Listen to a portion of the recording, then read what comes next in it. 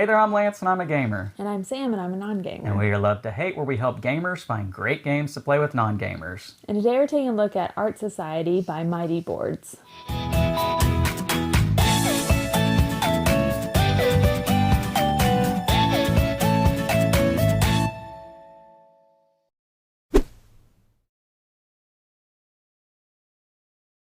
Art Society is an auction tile laying game in which you will be battling it out for these different paintings that you can see here on the front of the box, as well as other paintings too.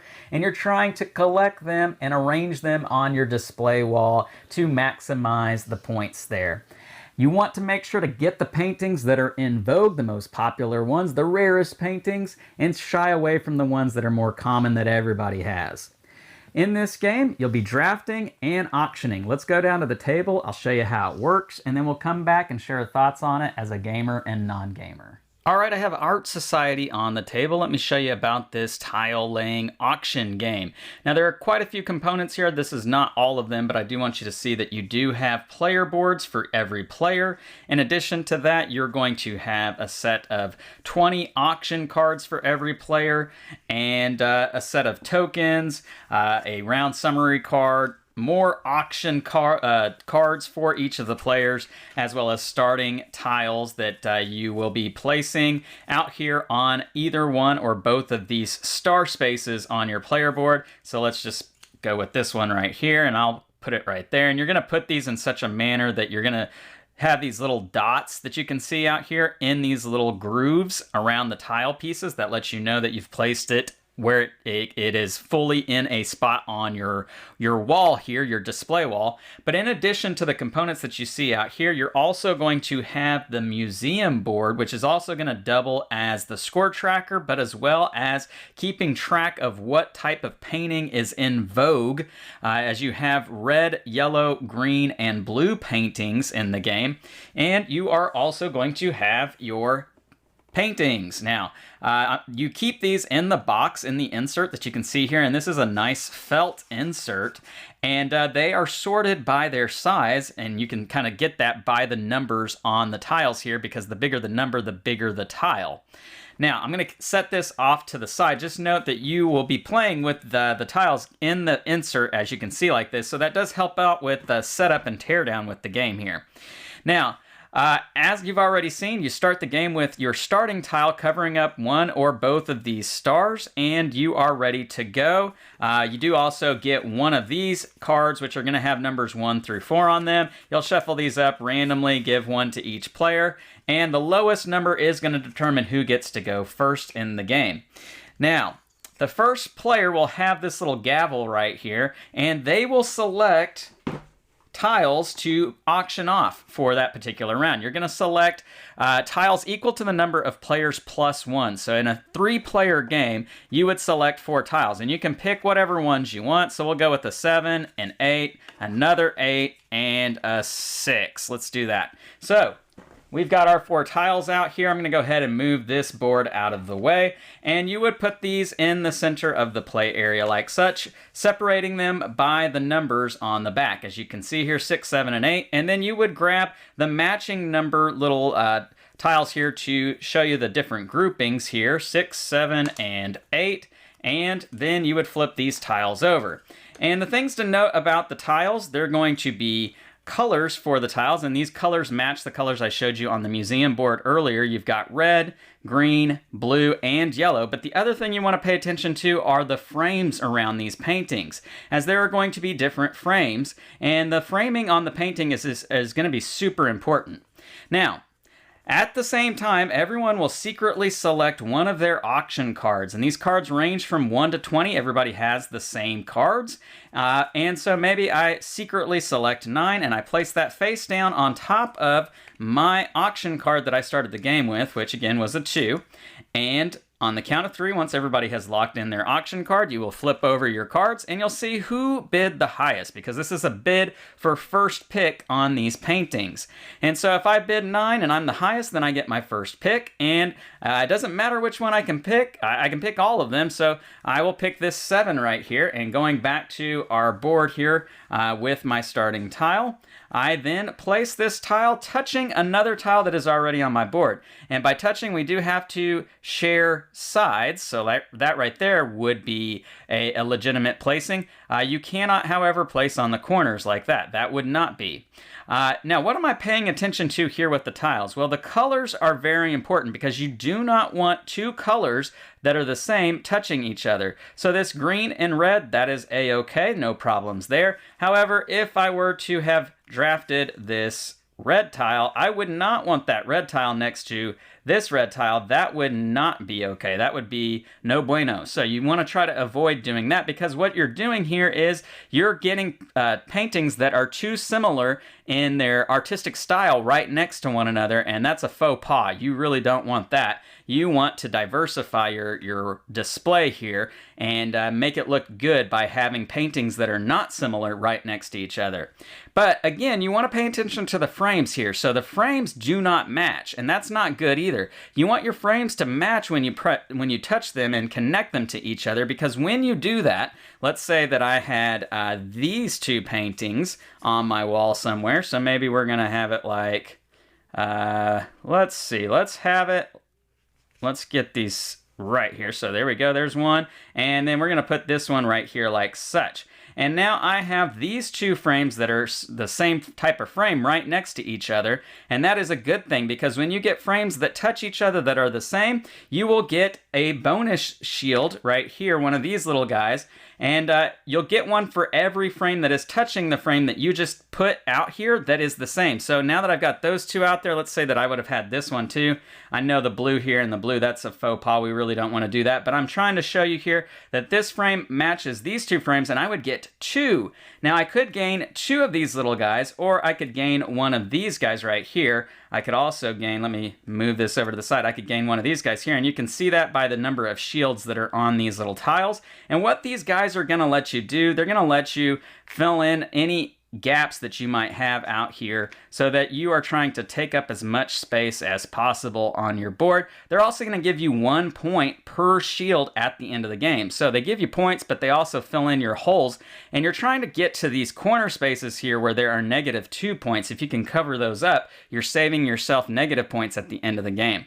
Now, that's pretty much the gist of placing tiles and making sure you know where you want to put them. But I do want to draw your attention to this shaded area right here. Now, this is your eye level area, and that's super important because what tiles you end up placing here are going to score extra points if they're the tile that is in vogue. Now, I haven't really covered this aspect of the game just yet, so let me move out my board and let's bring this back out into the middle of the area. Now, you're always going to have 1 tile left over that isn't drafted by any of the players, and that tile is going to be sold to the museum, placed in the matching color region. So this is a green tile, and we place it over here in the green region.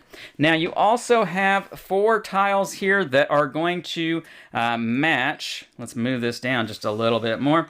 They're going to match the 4 different colors in the game. And because we placed a green tile in the museum this round, we're going to advance the green token 7 spaces. As you can see, it has a 7 on the back of this tile, and so green will move there. And this is going to happen every round of auctioning. So you're going to be advancing these tokens spaces for every time they get placed here in the museum. And at the end of the game, let's say that it's something like this.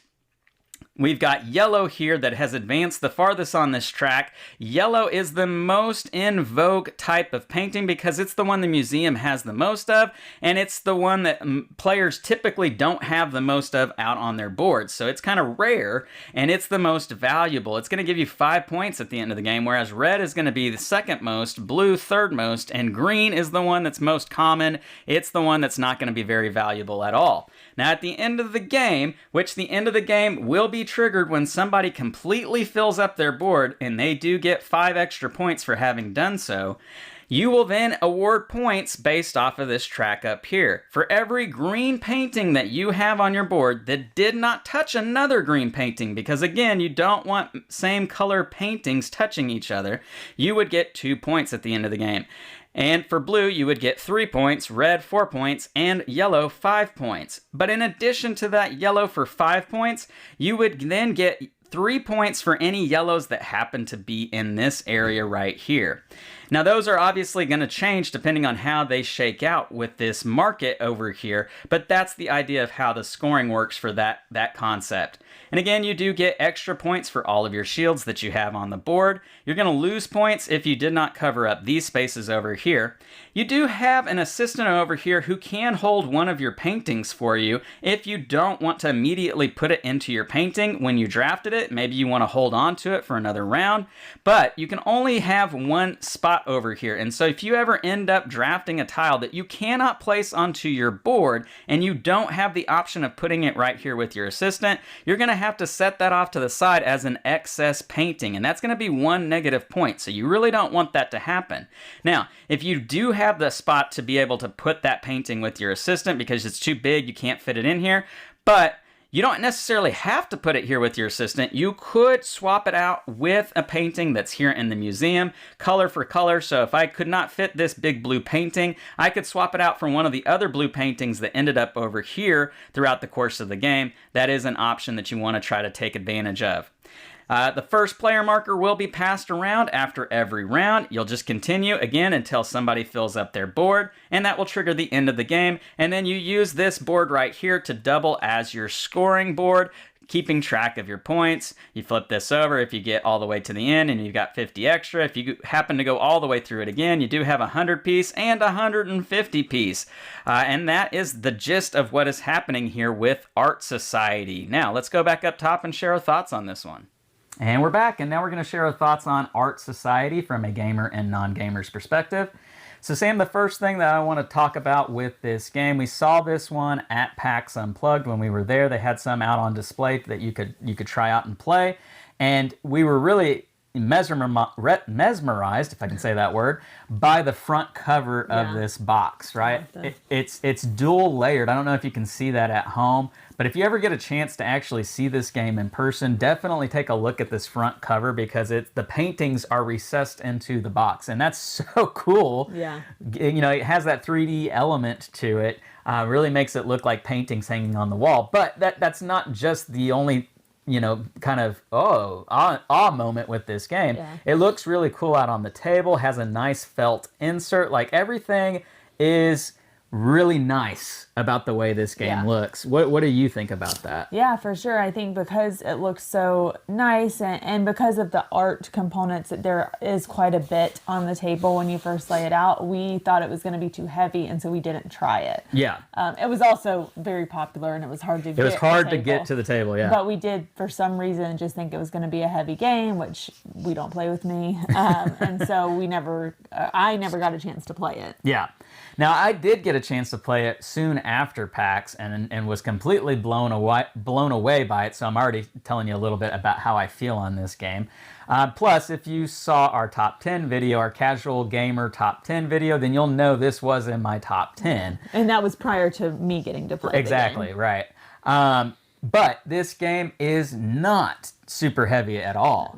This game can be fantastic to play with casual gamers. At least I think so, and I think you would probably agree with that too. So we're going to tell you a little bit about what we think about this that makes it such a good game to play with casual gamers. So for you, Sam, talk about the gameplay experience and what stood out to you.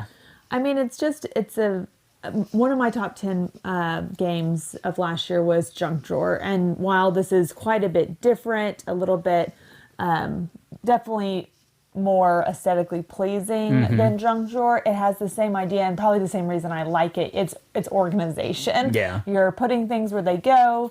There's rules, but it's not so crazy that it's impossible. Super restricted. Yeah. I think it's the perfect amount of rules to where you can make it work, but you have to make choices. Yeah. And I just feel like it was a very just pleasing game, very fun to play, beautiful to set out, nice to see your finished product, but it was just a great game. Yeah, and the theme of this, like you're an art collector, right? Yeah. Like an art connoisseur, is it sort of goes with that blend of rules that you're talking about, right? Because you want to organize these paintings in such a way that it looks good on the wall, right?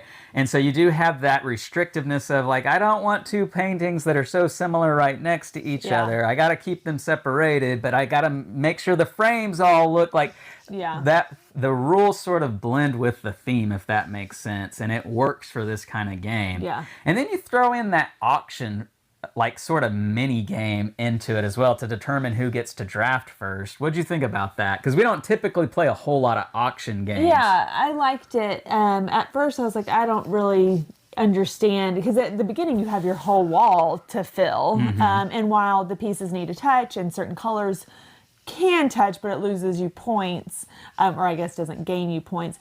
You with two people at least, there was enough options, but at the end, that's when I was like, okay, that's obviously why I saved my 18, 19, 20. Yeah. Because then you're like, I only have this space. There's only one or two that can fit there. Yeah. I know this is the shape that I want, and I'm hoping that one of the three I chose is the right frame or the right color. Right. And so at the end, it definitely became more clear why that is an important aspect to it. And it made it very fun too. Yeah, absolutely. Like you definitely can play this game in a way in which if you get yourself in a bad spot where there's like you've got 3 or 4 holes left on your board that you need to fill in, but only one specific type of tile can fit in those spots, then that's when you're going to find yourself not doing very well in this game, I think. But if you keep if you organize your board in a good way and you're trying to make sure you're not pigeonholing yourself like that, then you do better in this game, I feel like. And that's the fun aspect of the game is, am I cleverly placing these in the right spots? I think this game is also very similar to another one, and I think it made my top 10, Fit to Print. Yep. But I felt like this one definitely was Fit to Print. I had a hard time because all the tiles were upside down and you really didn't know. It's chaos. It is a little bit more chaotic than this one, whereas you're not seeing what's on the other side. It's all art, and there's only so many. There's, I think, 4 types of frames. I think that's right. Yeah. Versus with Fit to Print, there's a little bit more options and a little bit more rules. But again, one of my top 10 games. Yeah. And so that kind of shows probably what this is going to end up being. All right, let's get to pros and cons for Art Society. So for you as a non-gamer, what are the things that stood out to you in a good way? It's a very pretty game. Yeah. The components are fantastic. Yeah. The play ability and the learning the game is very straightforward. Yeah, there's not much of a learning curve with this game. I think that our kids it says 10 plus. I think our 8-year-old, 9, she's 9. She's almost 10. She's been 9 for almost a whole year. Yeah. But I think she could easily play this. It's very, once you see it, it just makes sense. Yeah. And I think that's a good sign of a good game. Yeah, I think that really, because when you think about it, as long as you can understand the whole auctioning aspect of the game, which is not, I don't think is super difficult to understand, there's really only 2 other rules, and that is you want like frames to touch each other, but you don't want same colors touching each other. Like if you understand that concept, I think you get the game. But it's also not one of those things where you absolutely can't do that. You can. You just won't get... It's just not in your best interest to. Yeah, exactly. Now, let's talk about the scoring, because I think that could be a con, right? In the sense that it may be the most complicated aspect of the game. What did you think? Was that a con for you? Well, I don't think the scoring in general. I think it was the one aspect is the what's that one? Oh, the market, right? Or not the market, but it's like it's the museum that tells you what's the most in vogue type of painting. And I felt like, and so your goal is depending on that track, which continues to change.